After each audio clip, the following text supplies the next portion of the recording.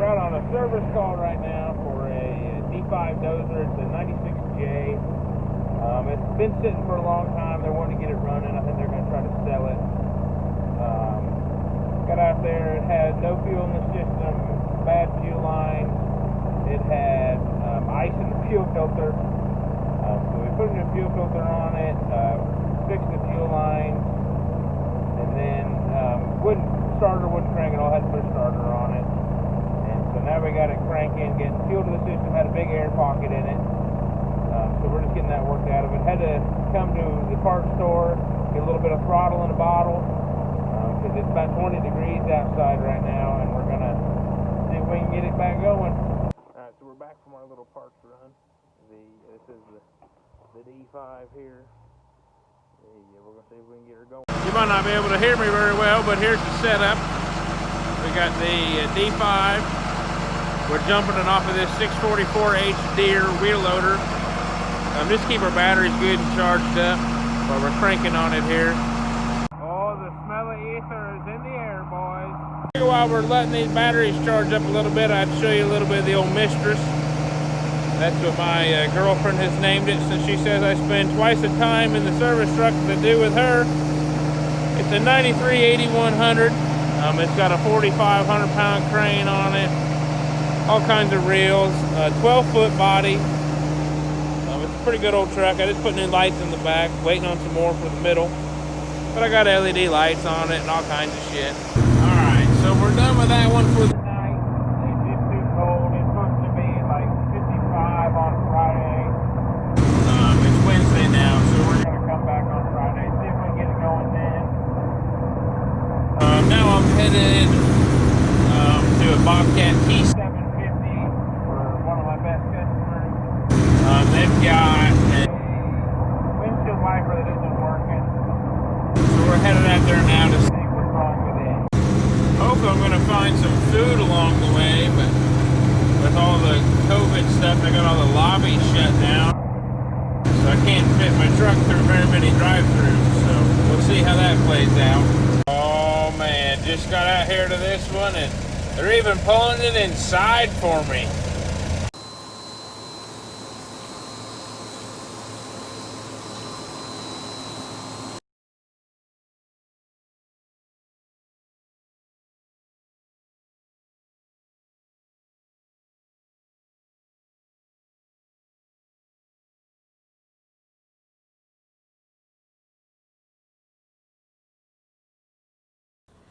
It never fails. The case you need is on the very bottom. Like how the threads looked on this little piece, so we ran a tap over it real quick. Get her put on there. And you get somebody clean up this damn bed. Thing is packed. All right, we're done with that Bobcat. That's all I got for today. I gotta go home and I got probably an hour and a half of paperwork to do. We're gonna do that, and then tomorrow we gotta swing some lift cylinders, a JCB telehandler, and some hydraulic filters on that. We might be changing the hydraulic oil as well. We just gotta see what the customer wants to do on it, but that's where we're headed tomorrow. Then we gotta go hook up to a cat and read some code for a friend of mine. He doesn't have a computer yet, so that's what we'll be doing tomorrow. WeatherTech, if you're watching this, I really need a sponsorship. This is only a couple days of dirt. Disgusting. It's about 12:30 now. We just got home. I'm gonna knock out some paperwork here real quick. They suck the computer. The whole no thumb thing doesn't really work out very well for them. So we're gonna get this knocked out, get a shower, and then go to bed and be back at it in the morning. Here's the part they don't tell you about running your own businesses. The hours and hours you spend typing invoices, doing paperwork, keeping track of bills, forever on QuickBooks. You work 14 hours a day, you gotta come home and spend 2 hours in front of the computer just so you don't screw yourself out of your own money. But it's all part of it, I guess. Left the service truck at home and we're in the pickup today. Just for this morning here. I'm running about an hour north of my house to pull some code truck for a friend of mine. I guess for those of you who don't know, on whenever for reading like the codes like in your car, you know, you plug into your OBD2 port. Trucks and equipment are very similar. The trucks are going to have a J1708 or a J1939 plug. For those you can use a universal adapter. I use a Nexic USB Link 2. But for the equipment, it's where it gets kind of expensive. So let's say if you have like a Cat 953D, you have to actually have the Cat factory Comlink adapter.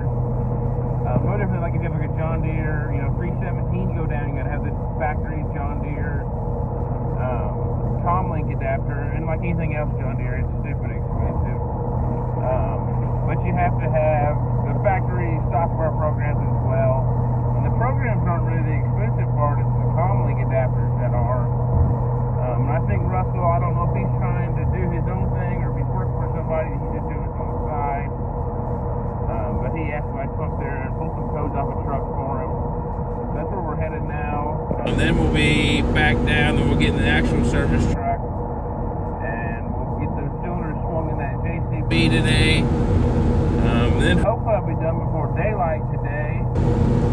And that way we can get the truck washed, because it is disgusting. We're out here at my dad's. I had some timbers cut for some cribbing, some 8x8s, some 6x6s. I only got half of it picked up one day, so since I'm swinging by on my pickup, I figured I'd come by and get the rest of it. So we're gonna jump on the skid steer here and see if we can't get the rest of it loaded up. I remember how to start this thing. It's been a while since I've been in a Deere.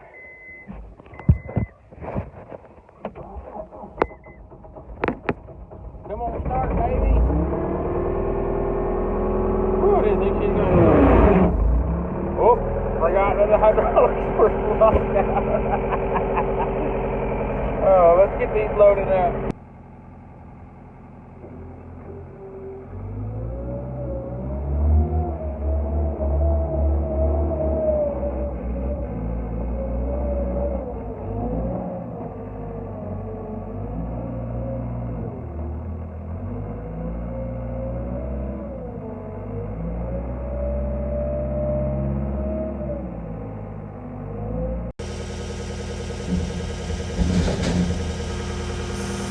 easy as that.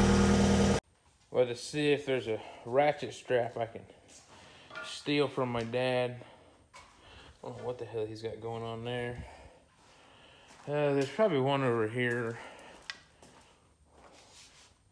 Oh, here we go. Oh, I only had one, so I'm not sure why, but don't tell him I stole his. All right, we got the bed all cleaned out, looking nice again. Got some of the blocks cut up. Now I got a big mess to clean up in the driveway, but at least we actually have a bed again. I guess we'll get to work now. Alright, so right here on this job, we just got here, got the cylinders all picked up. The customer wanted them rebuilt at a hydraulic shop. He requested it. I don't know why, but this is the JCB here. It's a bit of an old girl. But we got the cylinders in the bed. We're gonna get the crane all set up, and then I'll be back.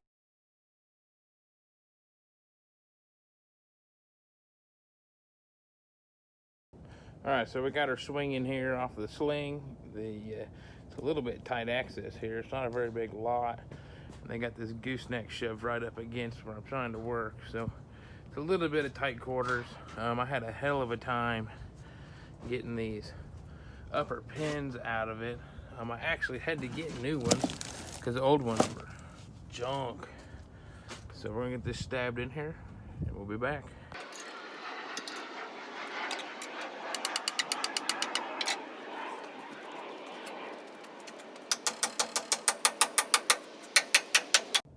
All right, we got that cylinder stuck in there in the bottom.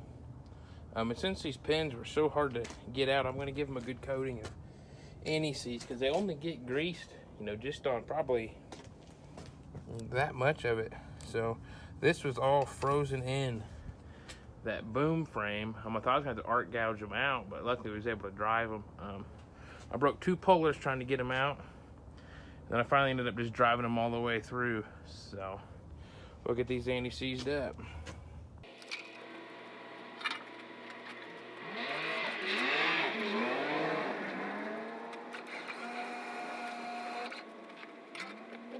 They're a little easier to get in there whenever they got paint on the top of that cylinder.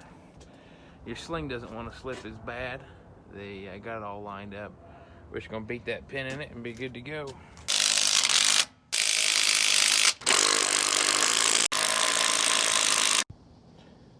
Alright, so we're gonna put these hold valves back in the cylinders. I took them out. That way I can get those rods slid up. What these do is, in the event of like a line failure or something like that, they'll keep that cylinder from slamming down. Like if you got like a man basket on the end of this thing or something, that way it's just kind of a safety device. So they're just little check valves, all they are. So we're gonna get them thrown back in, both those, get these lines hooked up.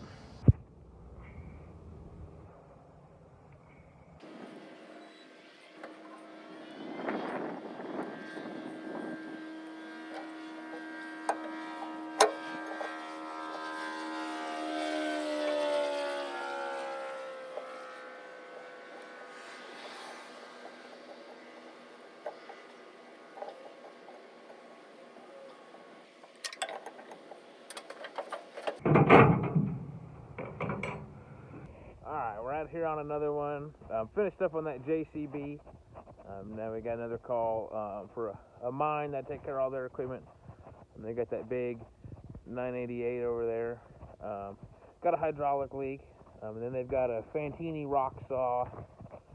They finally got, it had some weird oil that we were waiting on. It's 320 weight. It's some Italian shit, I don't know. So we've been waiting on that. They finally got that in. So we're gonna get this 988 pulled out, and I think they want me to look at one of their little trucks they run around the mine in. So we're gonna get that pulled out, and then we'll see what they got leaking on it.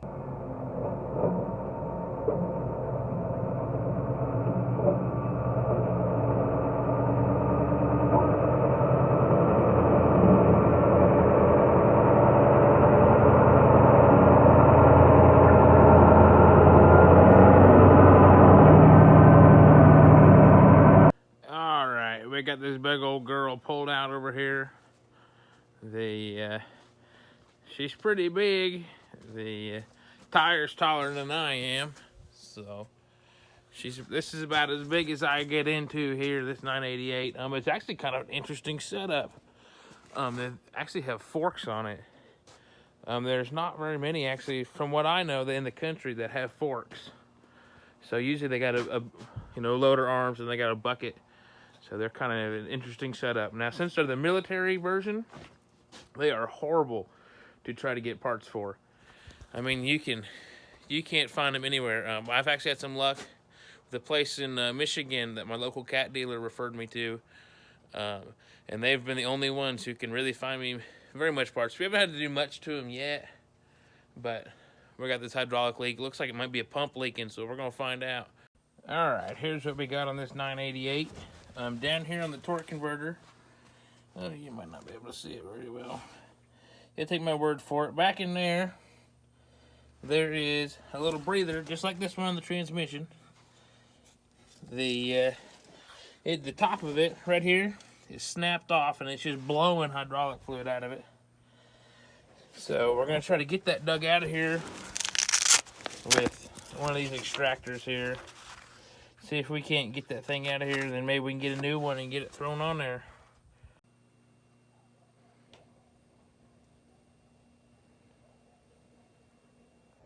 Alright, we're back home now. Ended up ran out of parts on that thing. Then didn't have the right set of keys for their Fantini rock saw. But I'll be back out there anyways, finishing up on that 988 once we get parts. So not a big deal. I just had to clear a code on their little service truck that they run around their mine with. So we got that all done, and then we'll be back out there once we get some parts. And whenever my schedule fits it. But now we're just doing some more paperwork.